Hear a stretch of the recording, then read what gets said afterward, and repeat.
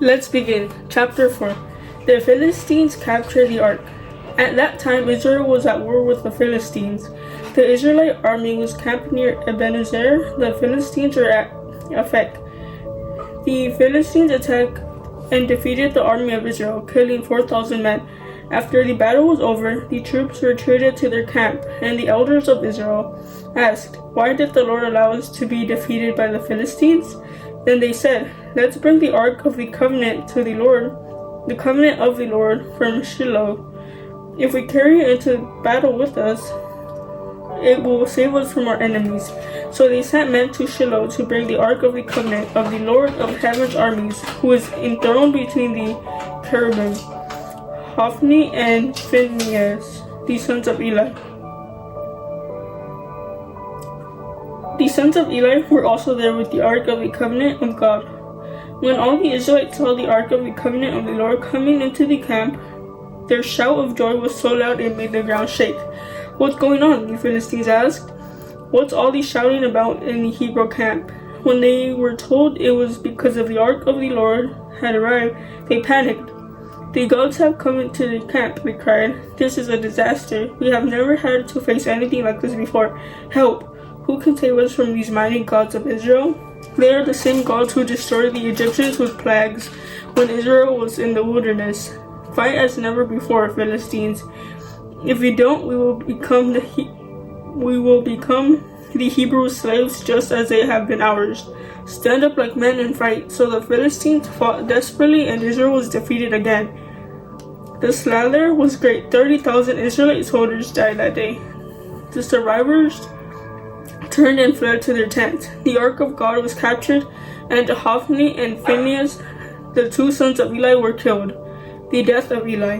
A man from the tribe of Benjamin ran from the battlefield and arrived at Shiloh later that same day. He had torn his clothes and put dust on his head to show his grief. Eli was waiting beside the road to hear the news of the battle, for his heart trembled for the safety of the ark of God.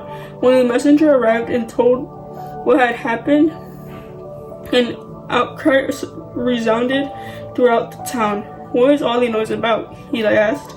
The messenger rushed over to Eli, who was 98 years old and blind. He said to Eli, "I have just come from the battlefield. I was there this very day." "What happened, my son?" Eli demanded. "Israel has been defeated by the Philistines." The messenger replied, "The people have been slaughtered, and your two sons Hophni and Phinehas were also killed, and the ark of God has been captured." When the messenger mentioned what had happened to the ark of God, Eli fell backward from his seat beside the gate. He broke his neck and died, for he was old and overweight. He had been Israel's judge for 40 years. Eli's daughter-in-law, the wife of Phinehas, was pregnant and near her time of delivery. When she heard that the ark of God had been captured and that her father-in-law and husband were dead, she went into labor and gave birth. She died in childbirth, but before she passed away, the midwives tried to encourage her. "Don't be afraid," they said. "You have a baby boy." But she did not answer or pay attention to them. She named the child Ichabod, which means, "Where is the glory?" For she said, "Israel's glory is gone." She named him this because the ark of God had been captured and because her father-in-law and husband were dead. Then she said, "The glory has departed from Israel, for the ark of God has been captured."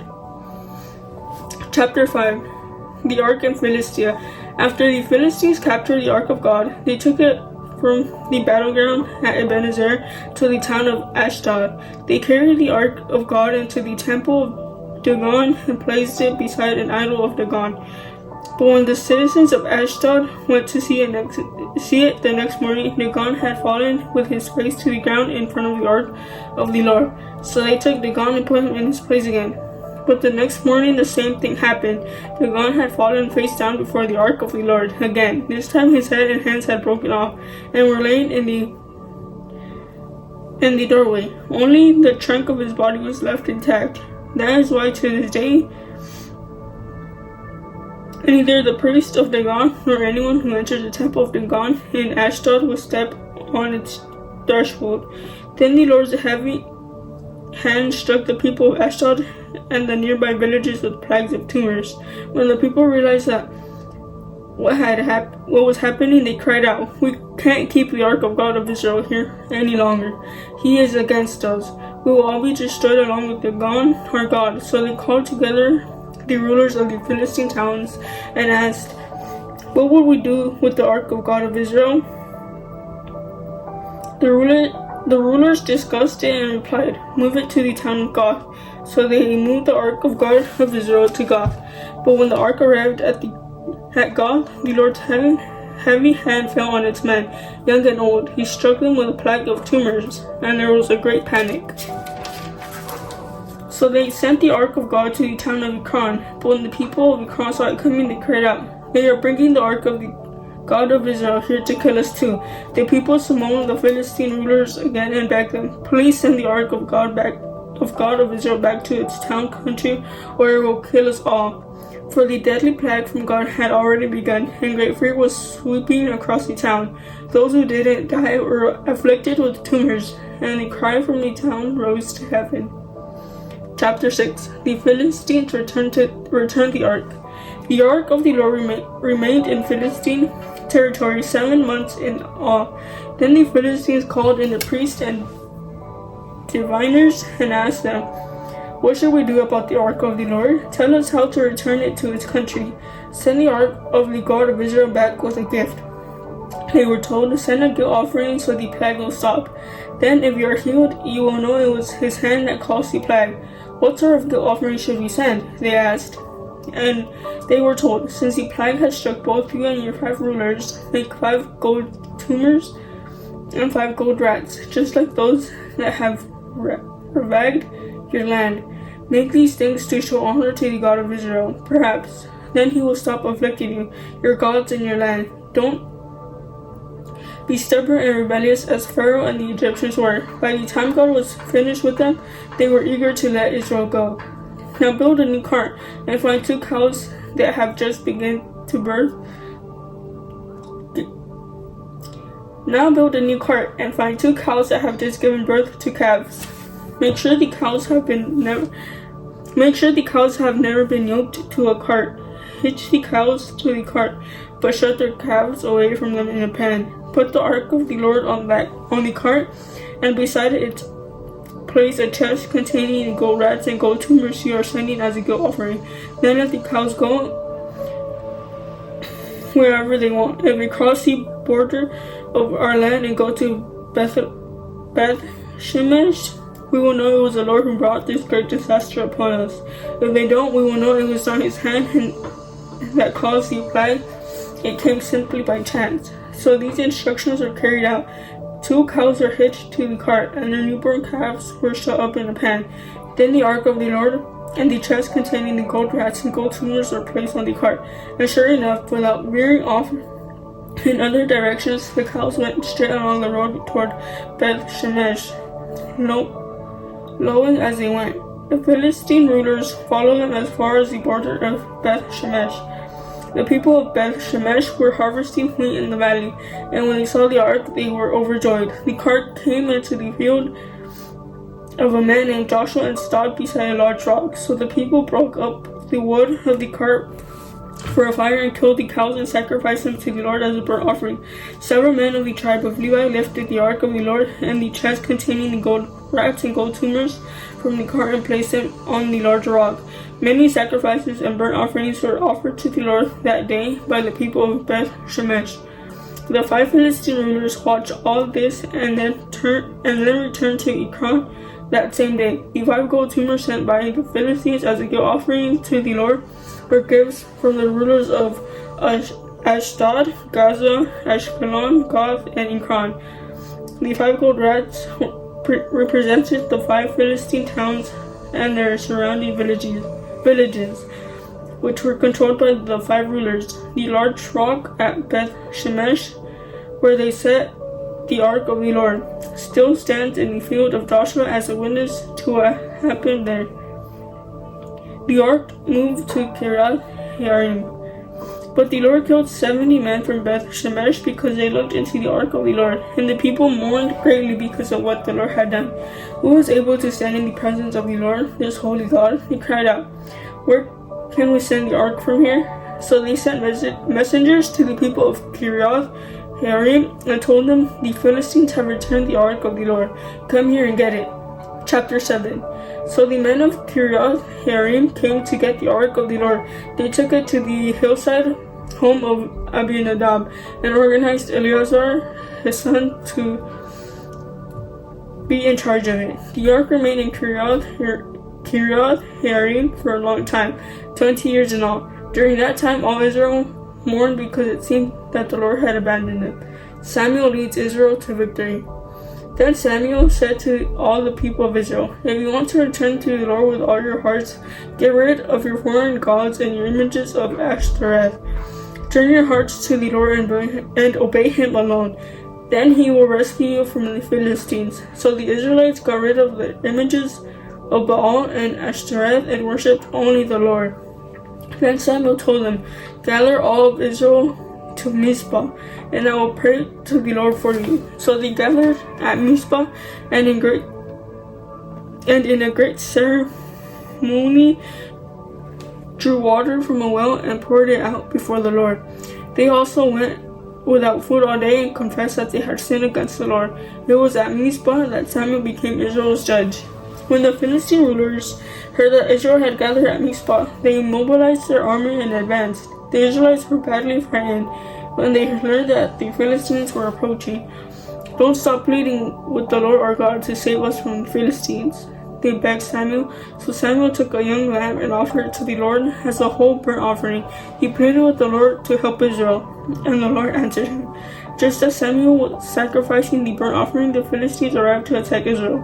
But the Lord spoke with a mighty voice of thunder from heaven that day, and the Philistines were thrown into such confusion that the Israelites defeated them.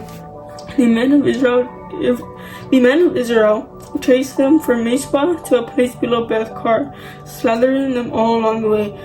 Samuel then took a large stone and placed it between the towns of Mizpah and Heshanah. He named it Ebenezer, which means the stone of help, for he said, "Up to this point the Lord has helped us." So the Philistines were subdued and didn't invade Israel again for some time. And throughout Samuel's lifetime, the Lord's powerful hand was raised against the Philistines. The Israelite villages near Ekron and Gath of the territory that the Philistines had taken.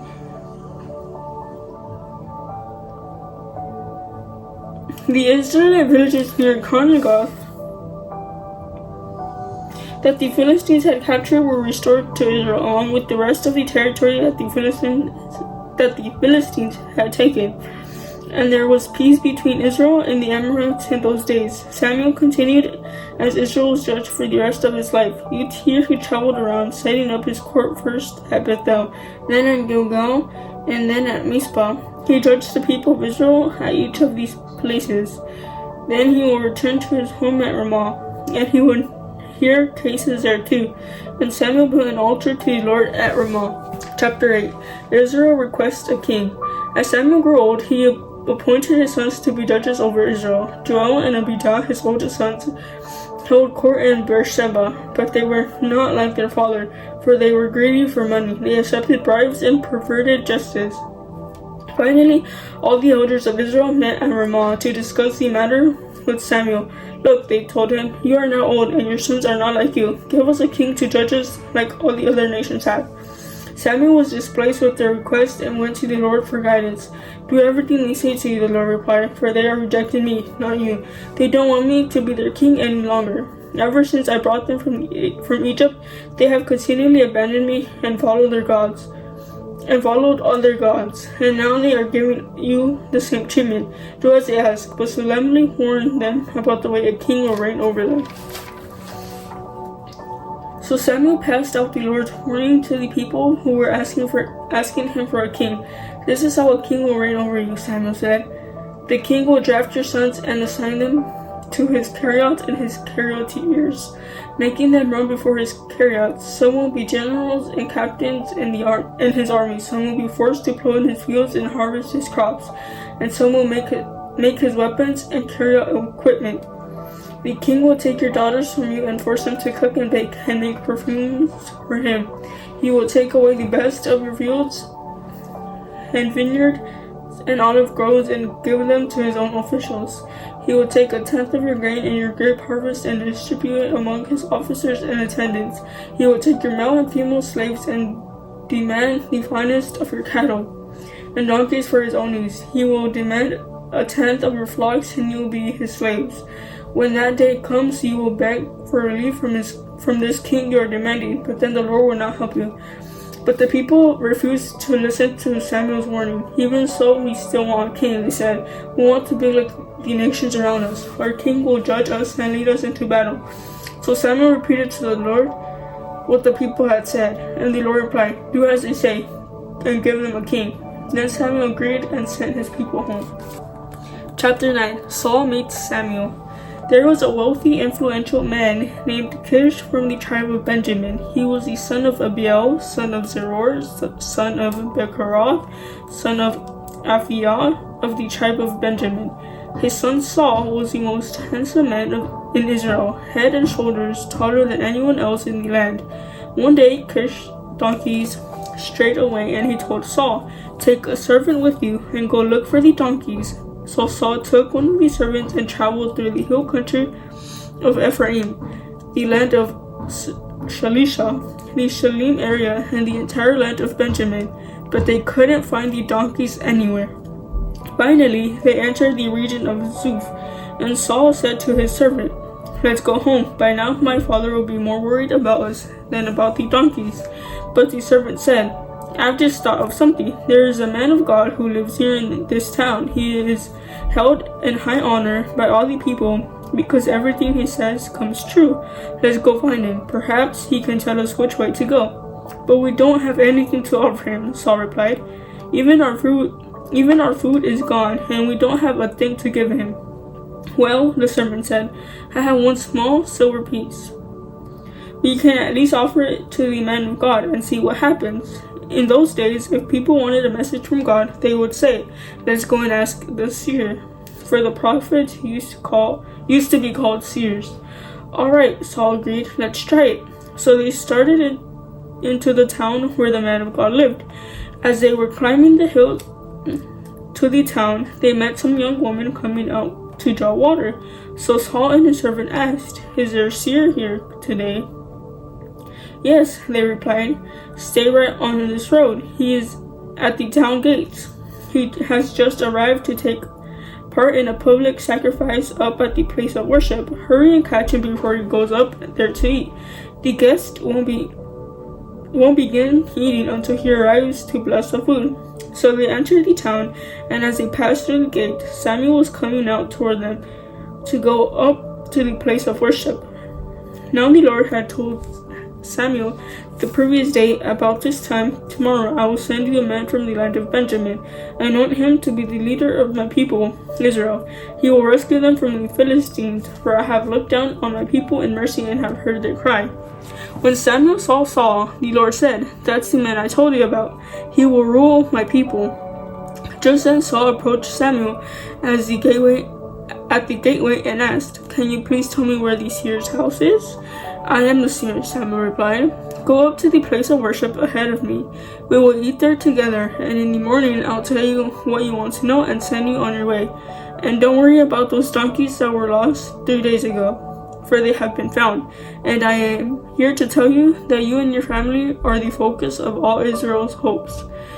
Saul replied, "But I am only from the tribe of Benjamin, the smallest tribe in Israel, and my family is the least important of all the families of that tribe.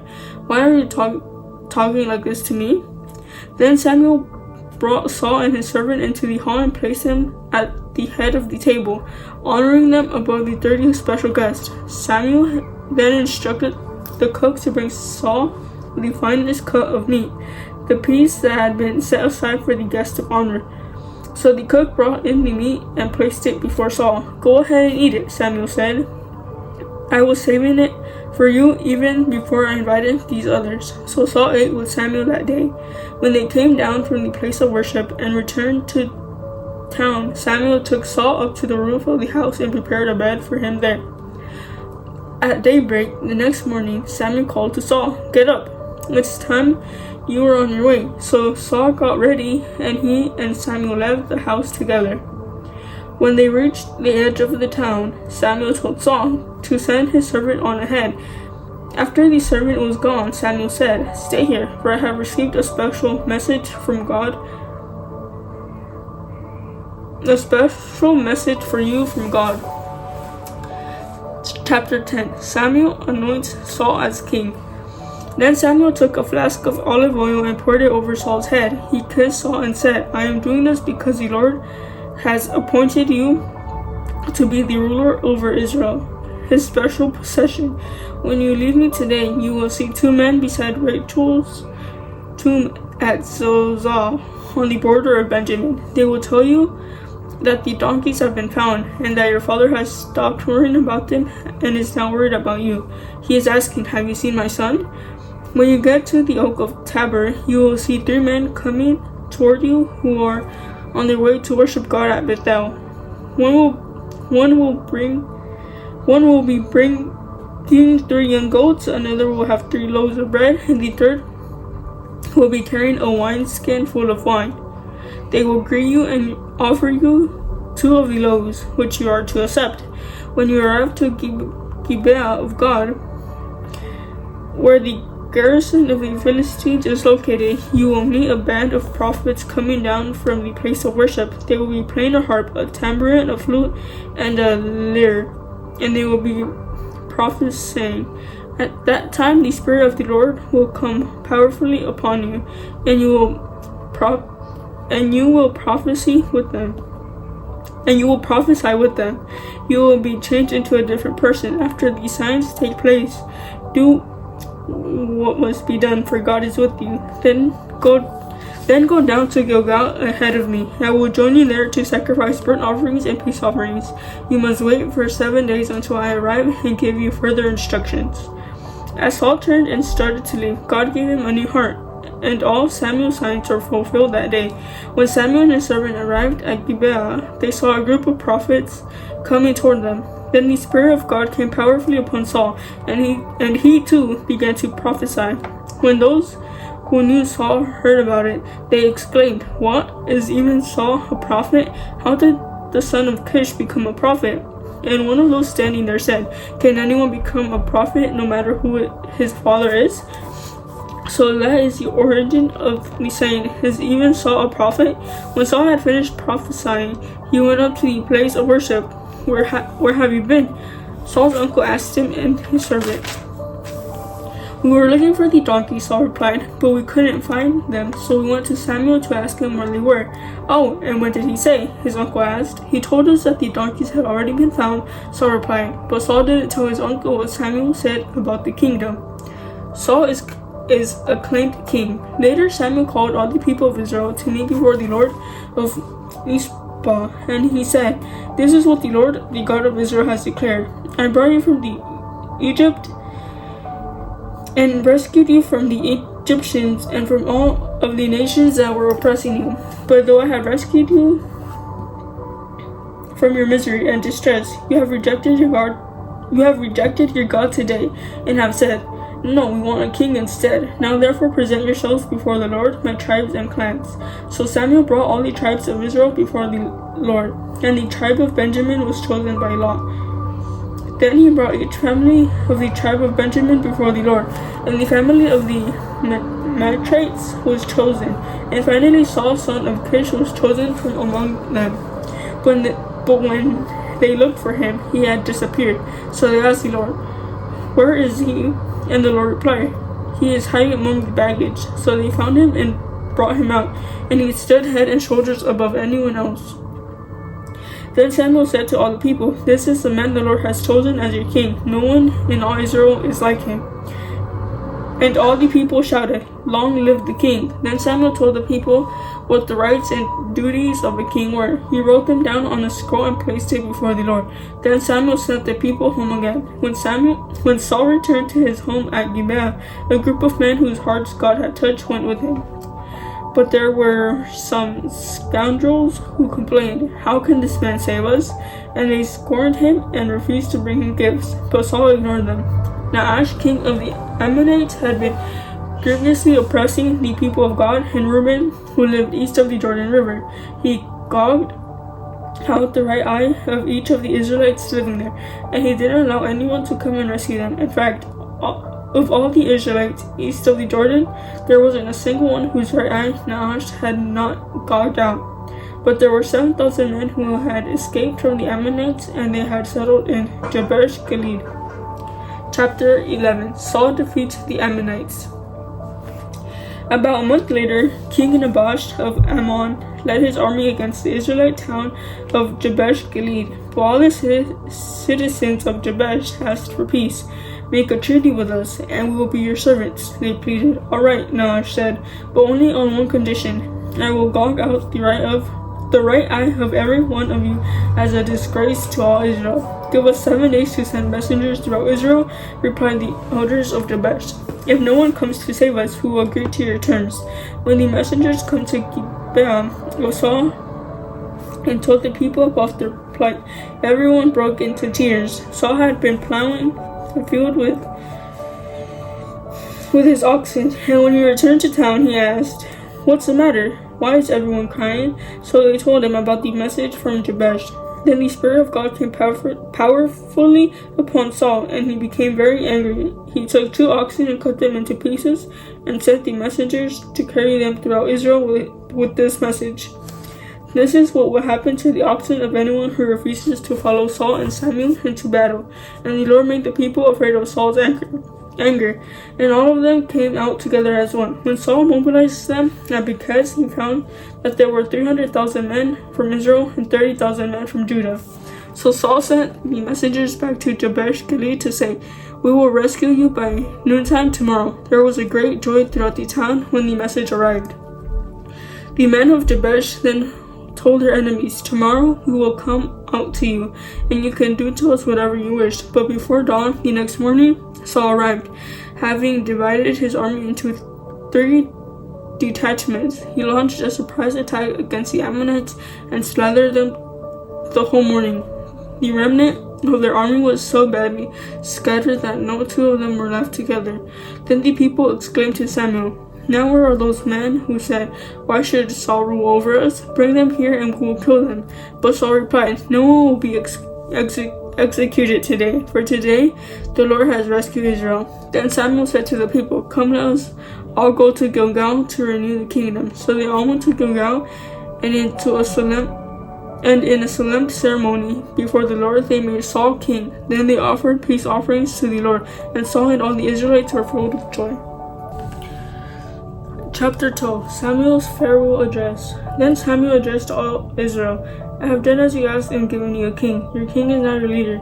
I stand here before you, an old gray-haired man, and my sons serve you. I have served as your leader from the time I was a boy to this very day. Now testify against me in the presence of the Lord and before his anointed one. Whose ox or donkey have I stolen? Have I ever cheated any of you? Have I ever oppressed you? Have I ever taken a bribe and perverted justice? Tell me, and I will make you right whatever I have done wrong." "No," they replied. "You have never cheated or oppressed us, and you have never taken even a single bribe. The Lord and his anointed one are my witnesses today." Samuel declared that my hands are clean. "Yes, he is a witness," they replied. "It was the Lord who appointed Moses and Aaron," Samuel continued. "He brought your ancestors out of the land of Egypt. Now stand here quietly before the Lord as I remind you all the great things the Lord has done for you and your ancestors." When the Israelites were in Egypt and cried out to the Lord, he sent Moses and Aaron to rescue them from Egypt and to bring them into his land. But the people soon forgot about the Lord their God, so he handed them over to Sisera, the commander of Azor's army, and also the Philistines and to the king of Moab who fought against them. Then they cried to the Lord again and confessed, "We have sinned by turning away from the Lord and worshipping the images of Baal and Ashtoreth.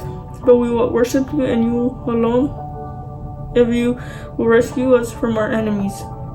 Then the Lord sent Gideon, Bedon, Jephthah, and Samuel to save you, and you lived in safety. But when you were afraid of Nahash, the king of Ammon, you came to me and said that you wanted a king to reign over you, even though the Lord your God was already your king. All right, here is the king you have chosen. You asked for him, and the Lord has granted your request. Now revere and worship the Lord, and listen to his voice. And if you do not rebel against him, the Lord's commands, then both you and your king will show that you are recognized.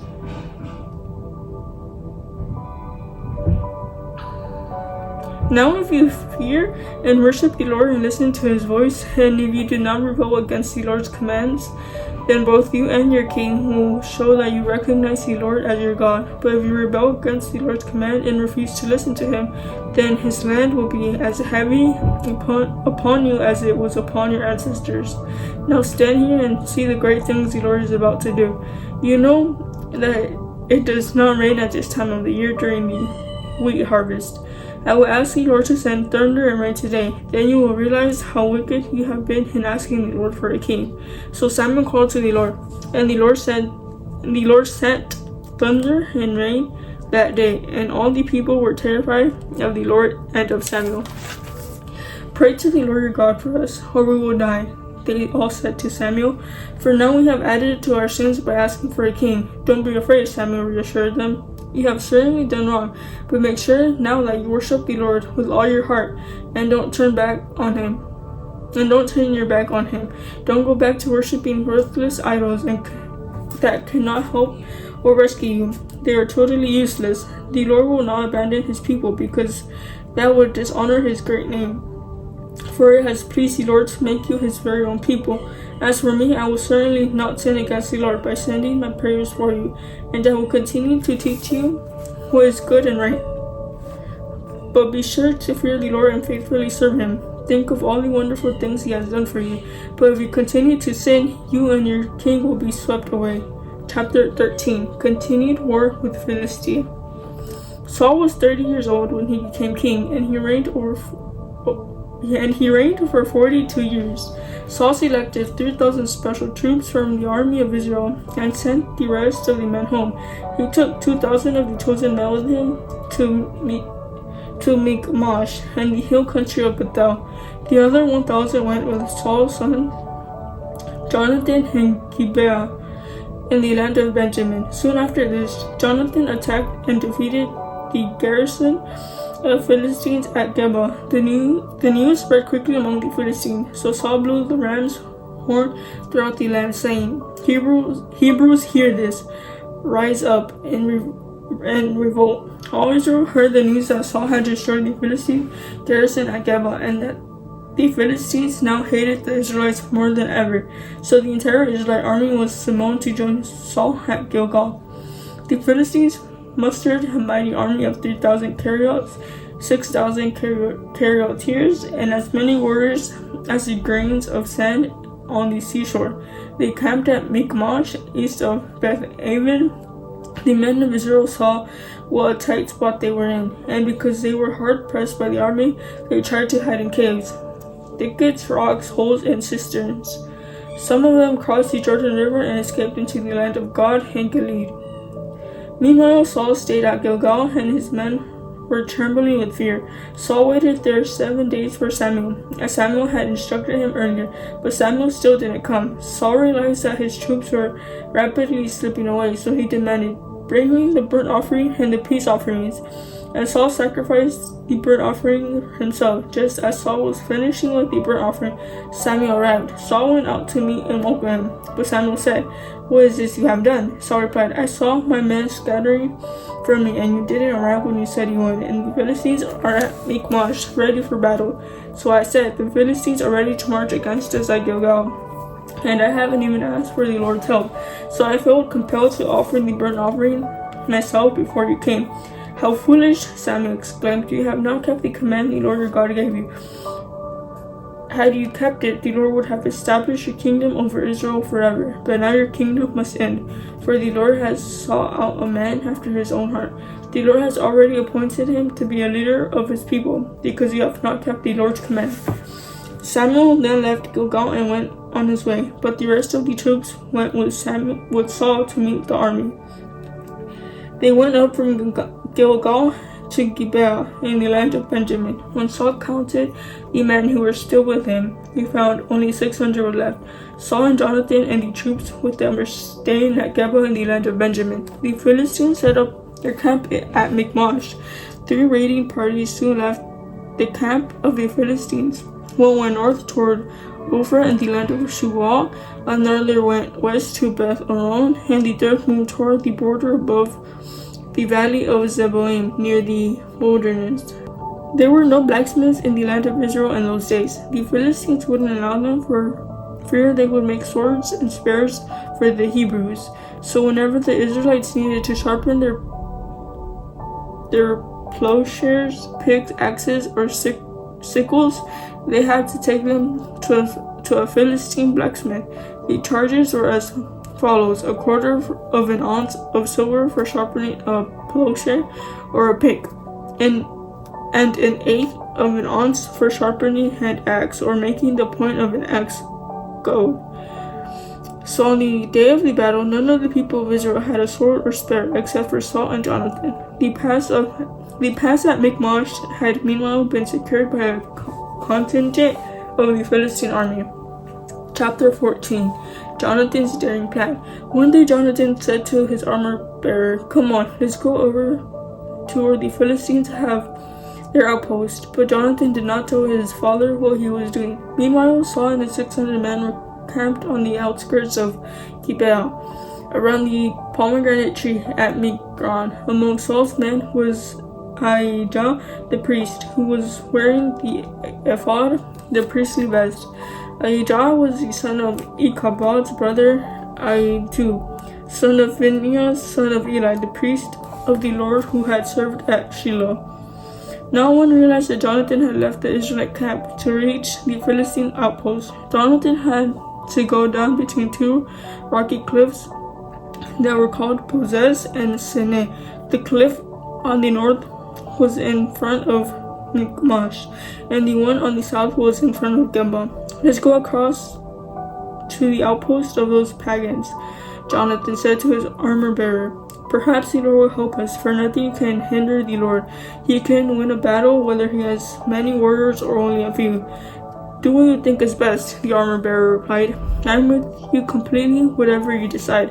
"All right, then," Jonathan told him. "We will cross over and let them see us. If they say to us, 'Stay where you are, or we'll kill you,' then we will stop and not go up to them. But if they say, 'Come on up and fight,' then we will go up.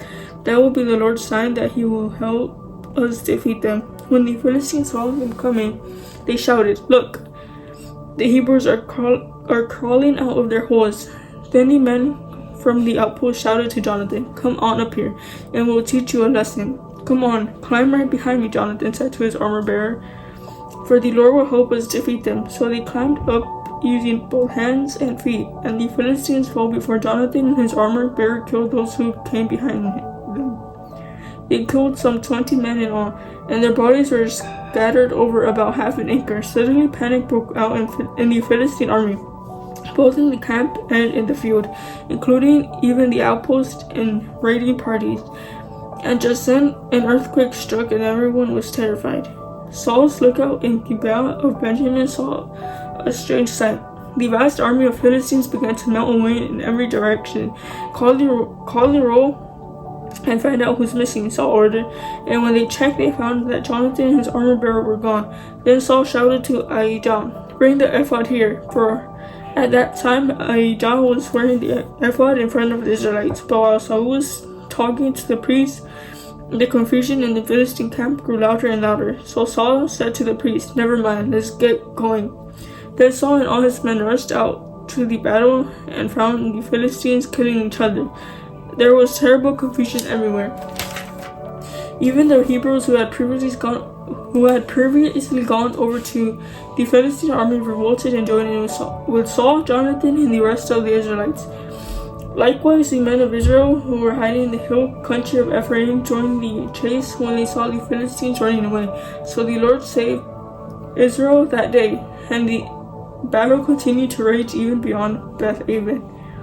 Now the men of Israel were pressed to exhaustion that day, because Saul had placed them under an oath, saying, Let a curse fall on anyone who eats before evening, before I have full range on my enemies. So no one ate anything all day, even though they had all found honeycomb on the ground in the forest.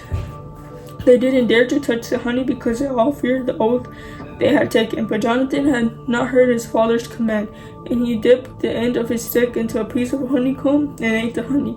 After he had eaten it, he felt refreshed. But one of the men saw him and said, Your father made the army take a strict oath that anyone who eats food today will be cursed.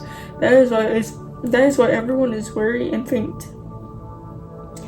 My father has made trouble for us all, Jonathan exclaimed. A command like that only hurts us. See how refreshed I am now that I have eaten this little bit of honey. If the men had been allowed to eat freely from the food they found among our enemies, think how many more Philistines we could have killed. They chased and killed the Philistines all day from Michmash to Aijalon, growing more and more faint. That evening they rushed for the battle, plundered and butchered the sheep, goats, cattle, and cows, but they ate them without draining the blood. Someone reported to Saul, Look, the men are sitting against the Lord by eating meat that still has blood on it. That is very wrong, Saul said. Find a large stone and roll it over here. Then go out among the troops and tell them, Bring the cattle, sheep, and goats here to me. Kill them here and drain the blood before you eat them. Do not sin against the Lord by eating meat with blood still in it. So that night all the troops brought their animals and slaughtered them there.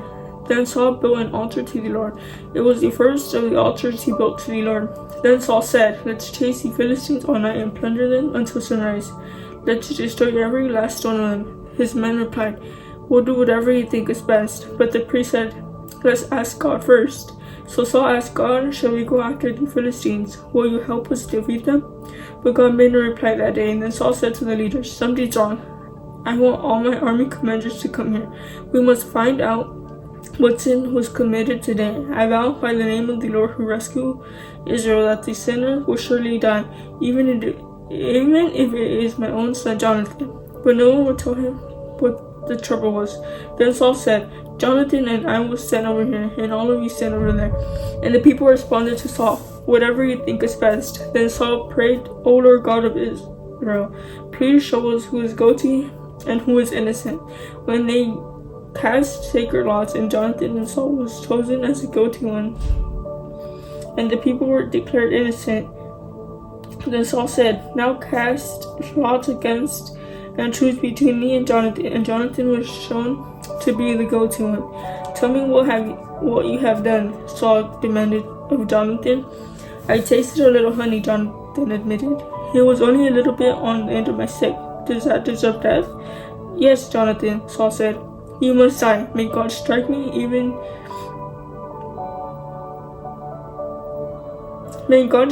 and even kill me if you do not die for this. But the people broke in and said to Saul, Jonathan has won this great victory for Israel. Should he die? Far from it. As surely as the Lord lives, not one hair of his head will be touched, for God helped him do a great deed today. So the people rescued Jonathan, and he was not put to death. Then Saul called back to the army from chasing the Philistines, and the Philistines returned home. Now when Saul had secured his grasp on Israel's throne, he fought against his enemies in every direction, against Moab, Ammon, Edom, the kings of Zobah, and the Philistines.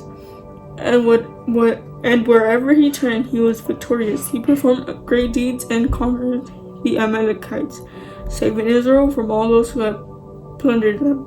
Saul's son included Jonathan, Ishbosheth, and Malchishua. He also had two daughters, Merab, who was older, and Michal. Saul's wife was Ahinoam, the daughter of Ahimaaz. The commander of Saul's army was Abner, the son of Saul's uncle Ner. Saul's father Kish and Abner's father Ner were both sons of Abiel. The Israelites fought constantly with the Philistines throughout Saul's lifetime, so whenever Saul observed a young man who was brave and strong, he drafted him into his army. Chapter 15. Saul defeats the Amalekites. One day Samuel said to Saul, "It was the Lord who told me to anoint you as king of his people, Israel. Now listen to this message from the Lord. This is what the Lord of heaven's armies has declared. I have decided to settle accounts with the nation of Amalek for opposing Israel when they came from Egypt. Now go and completely destroy the entire Amalekite nation. Men, women, children, babies, cattle, sheep, goats, camels, and donkeys." So Saul mobilized his army at Telaim. There were 200,000 soldiers from Israel and 10,000 men from Judah. Then Saul and his army went to a town of the Amalekites and lay in wait in the valley. Saul sent this warning to the Canaanites: "Move away from where the Amalekites live, or you will die with them. For you showed kindness to all the people of Israel when they came up from Egypt." So the Canaanites packed up and left. Then Saul slaughtered the Amalekites from Havilah all the way to Shur, east of Egypt. He captured Agag the Amalekite king, but completely destroyed everyone else. Saul and his men spared Agag's life and kept the best of the sheep and goats, the cattle, the fat calves, and the lambs, everything in fact that appealed to them. They destroyed only what was worthless or of poor quality. Then the Lord said to Samuel, "I am sorry that I ever made Saul king, for he has not been loyal to me and has refused to obey my command." Samuel was so deeply moved when he heard this that he cried out to the Lord all night. Early the next morning, Samuel went to find Saul. Someone told him Saul went to the town of Carmel to set up a monument to himself. Then he went on to Gilgal. When Samuel finally found him, Saul greeted him cheerfully. "May the Lord bless you," he said. "I have carried out the Lord's command." "Then what is all the bleating of sheep and goats and the lowing of cattle I hear?" Samuel demanded. "It's true that the army spared the best of the sheep, goats, and cattle," Saul admitted, "but they are going to sacrifice them to the Lord your God. We have destroyed everything else." Then Samuel said to Saul, "Stop, listen to what the Lord told me last night." "What did he tell you?" Saul asked. And Samuel told him, "Although you may think little of yourself, are you not the leader of the tribes of Israel? The Lord has anointed you king of Israel, and the Lord sent you on a mission and told you, 'Go and completely destroy the sinners, the Amalekites, until they are all dead.' Why haven't you obeyed the Lord? Why did you rush for the plunder and do what was evil in the Lord's sight?" "Well, I did obey the Lord," Saul insisted. "I carried out the mission he gave me. I brought back King Agag, but I destroyed everything else. Then my troops brought in the best of the sheep, goats, cattle, and plunder to sacrifice to the Lord your God in Gilgal." But Samuel replied, "What is more pleasing to the Lord, your burnt offerings and sacrifices, or your obedience to his voice? Listen, obedience is better than sacrifice, and submission is better than offering the fat of rams. Rebellion is as sinful as witchcraft, and stubbornness as bad as worshipping idols. So because you have rejected the command of the Lord, he has rejected you as king." Then Saul admitted to Samuel, "Yes, I have sinned. I have disobeyed your instructions in the Lord's command, for I was afraid of the people and did what they demanded. But now please forgive my sin and come back with me so that I may worship the Lord." But Samuel replied, "I will not go back with you. Since you have rejected the Lord's command, he has rejected you as king of Israel." As Samuel turned to go, Saul tried to hold him back and toward the hem of his robe. And Samuel said to him, "The Lord has torn the kingdom of Israel from you today and has given it to someone else, one who is better than you. And he who is the glory of Israel will not lie, nor will he change his mind, for he is not human that he should change his mind." Then Saul pleaded again, "I know I have sinned, but please at least honor me before the elders of my people and before Israel, by coming back with me so that I may worship the Lord your God." So Samuel finally agreed and went back with him, and Saul worshipped the Lord. Then Samuel said, "Bring King Agag to me." Agag arrived full of hope, for he thought, "Surely the worst is over, and I have been spared." But Samuel said, "As your sword has killed the sons of many mothers, now your mother will be childless." And Samuel cut Agag to pieces before the Lord at Gilgal. Then Samuel went home to Ramah, and Saul returned to his house at Gibeah of Saul. Samuel never went to meet with Saul again, but he mourned constantly for him, and the Lord was sorry he had ever made Saul king of Israel. Chapter 16. Samuel anoints David as king. Now the Lord said to Samuel, "You have mourned long enough for Saul. I have rejected him as king of Israel. So fill your flask with olive oil and go to Bethlehem. Find a man named Jesse who lives there, for I have selected one of his sons to be my king." But Samuel asked, "How can I do that? If Saul hears about it, he will kill me." "Take a heifer with you," the Lord replied, "and say that you have come to make a sacrifice to the Lord. Invite Jesse to the sacrifice, and I will show you which of his sons to anoint for me." So Samuel did as the Lord instructed. When he arrived at Bethlehem, the elders of the town came trembling to meet him. "What's wrong?" they asked. "Do you come in peace?" "Yes," Samuel replied. "I have come to sacrifice to the Lord. Purify yourselves and come with me to the sacrifice." Then Samuel performed the purification rite for Jesse and his sons and invited them to the sacrifice too. When they arrived, Samuel took one look at Eliab and thought, "Surely this is the Lord's anointed." But the Lord said to Samuel, "Don't judge by his appearance or height, for I have rejected him." The Lord doesn't see things the way you see them. People judge by outward appearance, but the Lord looks at the heart. Then Jesse told his son Abinadab to step forward and walk in front of Samuel. But Samuel said, "This is not the one the Lord has chosen." Next Jesse summoned Shimei. But Samuel said, "Neither is this the one the Lord has chosen."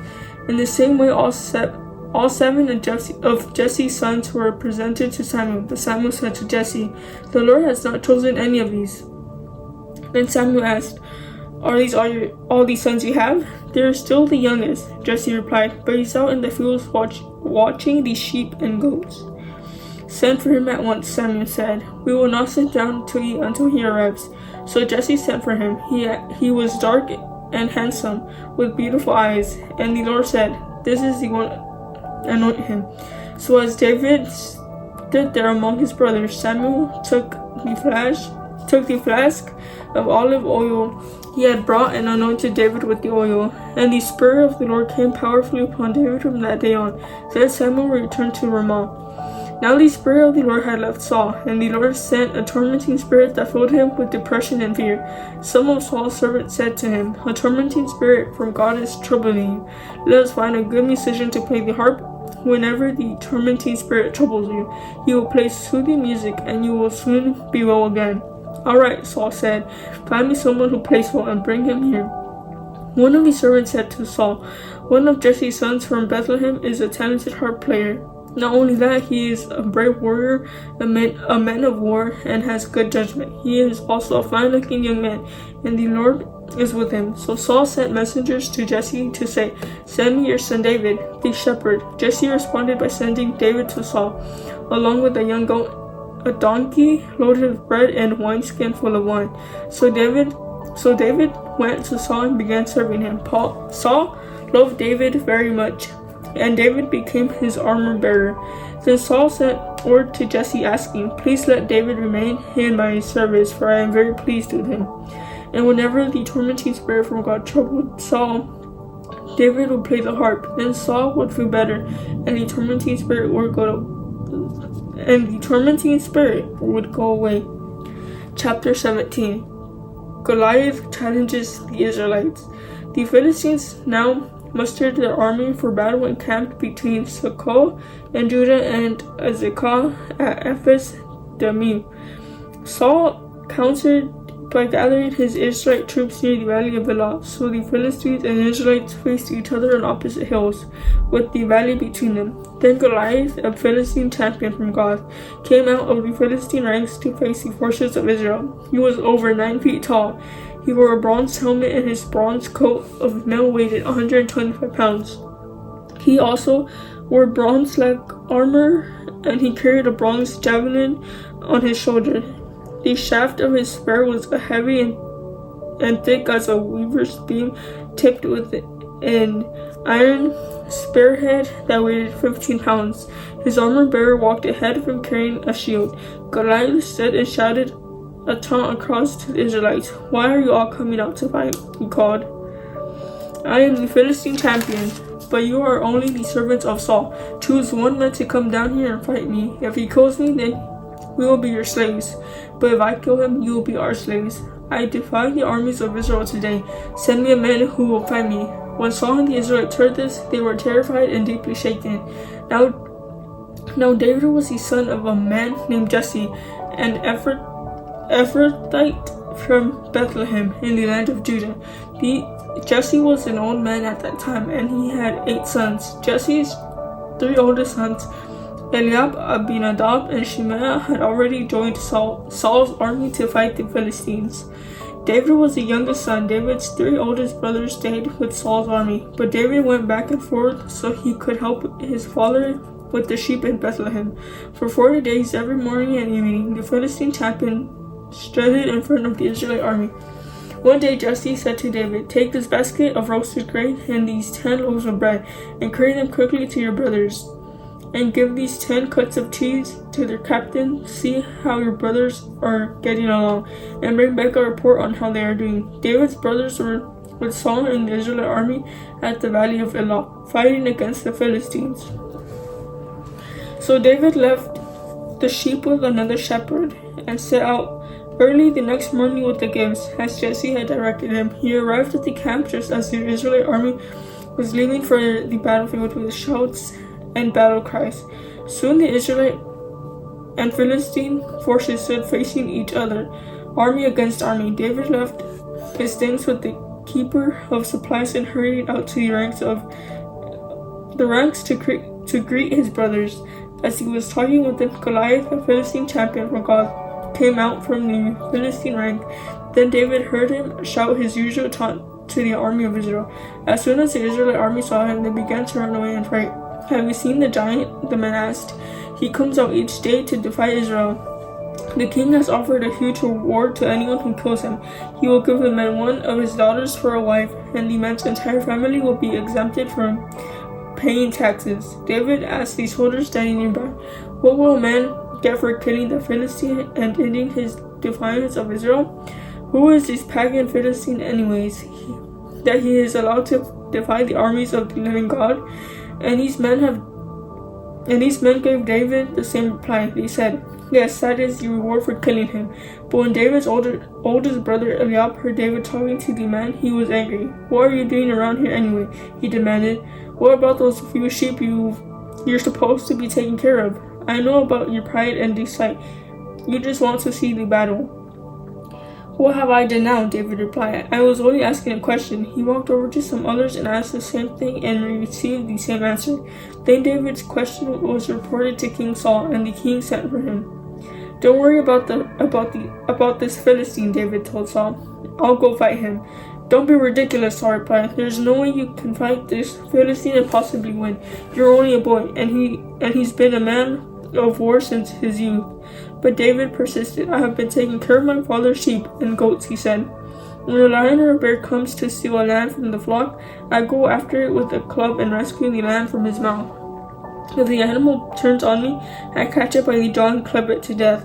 I have done this to both lions and bears, and I'll do it to this pagan Philistine too, for he has defied the armies of the living God. The Lord who rescued me from the claws of the lion and the bear will rescue me from this Philistine." Saul finally consented. "All right, go ahead," he said, "and may the Lord be with you." Then Saul gave David his own armor, a bronze helmet and a coat of mail. David put it on, strapped a sword over it, and took a step or two to see what it was like, for he had never worn such things before. "I can't go in these," he protested to Saul. "I'm not used to them." So David took them off again. He picked up 5 smooth stones from a stream and put them into his shepherd's bag. Then, armed only with his Then, armed only with his shepherd's staff and sling, he started across the valley to fight the Philistine. Goliath walked out toward David with his shield bearer ahead of him, sneering in contempt at this ruddy-faced boy. "Am I a dog," he roared at David, "that you come at me with a stick?" And he cursed David by the names of his gods. "Come over here, and I'll give your flesh to the birds and wild animals," Goliath yelled. David replied to the Philistine, "You come to me with a sword, spear, and javelin, but I come to you in the name of the Lord of heaven's armies, the God of the armies of Israel, whom you have defied. Today the Lord will conquer you, and I will kill you and cut off your head, and then I will give the dead bodies of your men to the birds and wild animals, and the whole world will know that there is a God in Israel, and everyone assembled here will know that the Lord rescues his people, but not with sword and spear. This is the Lord's battle, and he will give it to us." As Goliath moved closer to attack, David quickly ran out to meet him. Reaching into his shepherd's bag and taking out a stone, he hurled it with his sling and hit the Philistine in the forehead. The stone sank in, and Goliath stumbled and fell face down on the ground. So David triumphed over the Philistine with only a sling and a stone, for he had no sword. Then David ran over and pulled Goliath's sword from its sheath. David used it to kill him and cut off his head.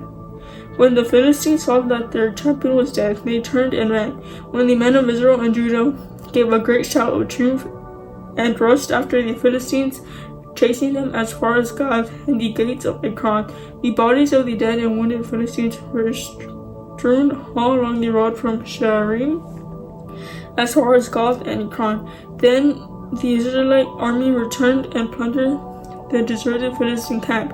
David took the Philistines' head to Jerusalem, but he stored the men's armor in his own tent. As Saul watched David go out to fight the Philistine, he asked Abner, the commander of his army, "Abner, whose son is this young man?" "I really don't know," Abner declared. "We'll find out who he is," the king told him. As soon as David returned from killing Goliath, Abner brought him to Saul with the Philistine's head still in his hand. "Tell me about your father, young man," Saul said. And David replied, "His name is Jesse, and we live in Bethlehem." Chapter 18. After David had finished talking with Saul, he met Jonathan, the king's son. There was an immediate bond between them, for Jonathan loved David. From that day on, Saul kept David with him and wouldn't let him return home. And Jonathan made a solemn pact with David, because he loved him as he loved himself. Jonathan sealed the pact by taking off his robe and giving it to David, together with his tunic, sword, bow, and belt. Whatever Saul asked David to do, David did it successfully. So Saul made him a commander over the men of war, an appointment that was welcomed by the people and Saul's officers alike. When the victorious Israelite army was returning home after David had killed the Philistine, women from all the towns of Israel came out to meet King Saul. They sang and danced for joy with tambourines and cymbals. This was their song: Saul has killed his thousands, and David his 10,000s. This made Saul very angry. "What's this?" he said. "They credit David with 10,000s and me with only thousands. Next they'll be making him their king." So from that time on, Saul kept a jealous eye on David. The very next day, a tormenting spirit from God overwhelmed Saul, and he began to rave in his house like a madman. David was playing the harp, as he did each day, but Saul had a spear in his hand, and he suddenly hurled it at David, intending to pin him to the wall. But David escaped him twice. Saul was then afraid of David, for the Lord was with David and had turned away from Saul. Finally, Saul sent him away and appointed him commander over 1,000 men. And David faithfully led his troops into battle. David continued to succeed in everything he did, for the Lord was with him. When Saul recognized this, he became even more afraid of him. But all Israel and Judah loved David because he was so successful at leading his troops into battle. One day Saul said to David, "I am ready to give you my older daughter, Merab, as your wife. But first you must prove yourself to be a real warrior by fighting the Lord's battles." For Saul thought, "I'll send him out against the Philistines and let them kill him rather than doing it myself. Who am I And what is my family in Israel that I should be the king's son-in-law? David exclaimed, my father's family is nothing.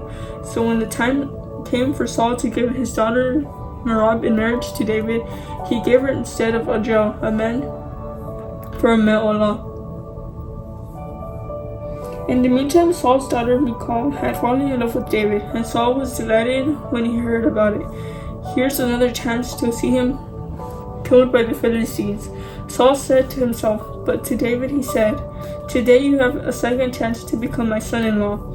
Then Saul told his men to say to David, the king really likes you, and so do we. Why don't you accept the king's offer and become his son-in-law? When Saul's men said these things to David, he replied, how can a poor man from a humble family afford the bride price for the daughter of a king? When Saul's men reported this back to the king, he told them, tell David that all I want for the bride price is 100 Philistine foreskins. Vengeance on my enemies is all I really want. But what Saul had in mind was that David would be killed in the fight. David was delighted to accept the offer. Before the time limit expired, he and his men went out and killed 200 Philistines. Then David fulfilled the king's requirements by presenting all their foreskins to him. So Saul gave his daughter Michal to David to be his wife. When Saul realized that the Lord was with David and how much his daughter Michal loved him, Saul became even more afraid of him, and he remained David's enemy for the rest of his life. Every time the commander of the Philistine attacked, David was more successful against them than all the rest of Saul's officers. So David's name became very famous. Okay, so I want to talk about 4 things that popped out to me about today's reading. And the first one is, we are meant to be different.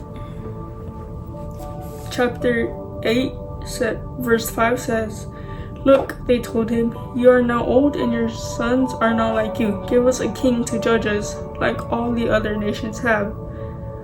Samuel was displeased with their request and went to the Lord for guidance. Do everything they say to you, the Lord replied, for they are rejecting me, not you. We see here that the Israelites only wanted a king so they could be like all the other nations. They wanted to be like everyone else. They didn't think of what the Lord thought of that, of what the Lord thought of what they wanted. The Lord was their king. The Lord is our king. And this disappointed the Lord, knowing that they wanted a different king to reign over them when they had him. We are meant to be different. We aren't meant to be like those who don't believe in the Lord. We are meant to stand out.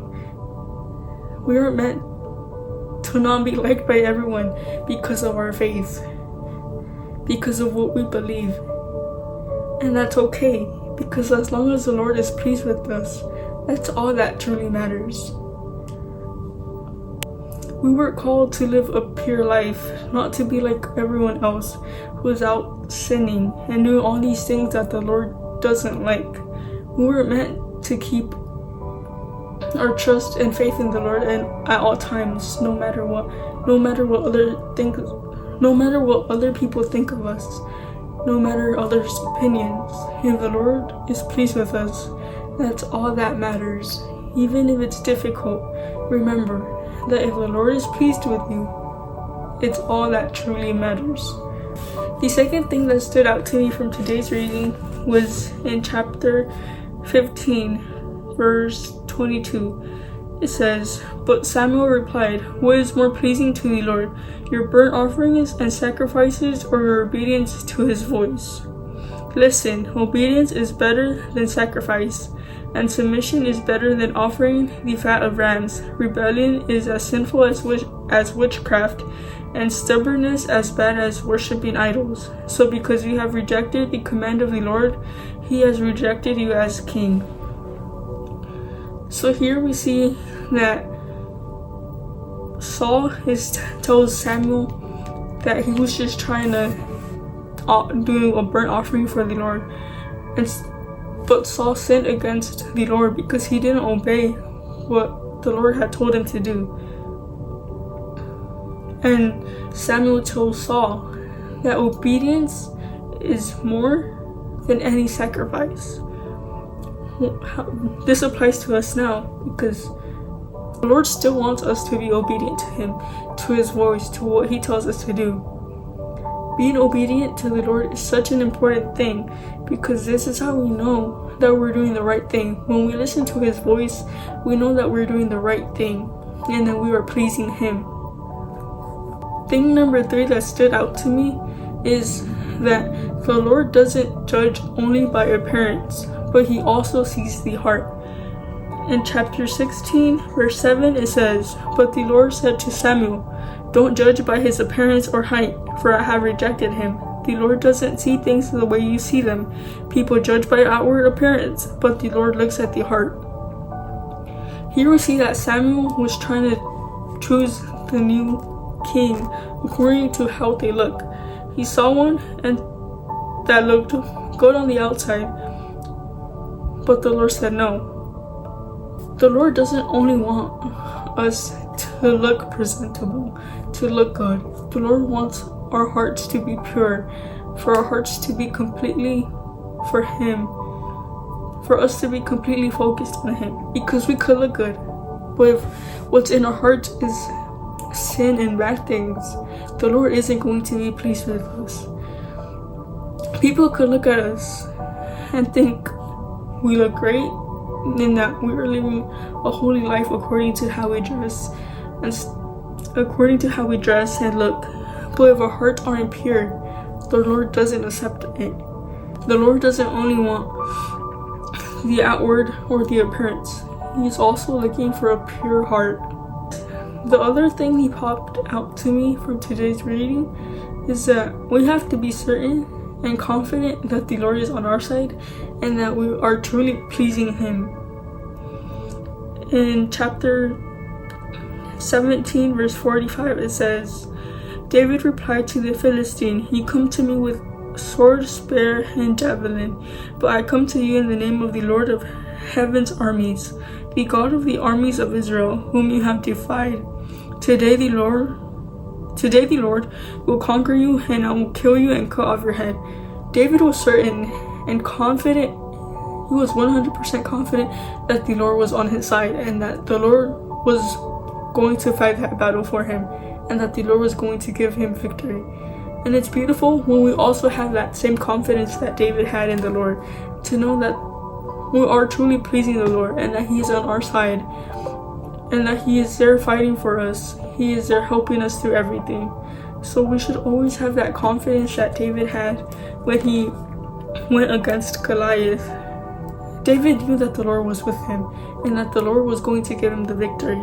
And if we aren't sinning and we are living a pure life for the Lord, if we're listening to His voice, to His commands, if we are doing everything He tells us to do, then we should be certain and confident that the Lord is on our side. That is it for day 17 of the 90-day Bible reading challenge. God bless.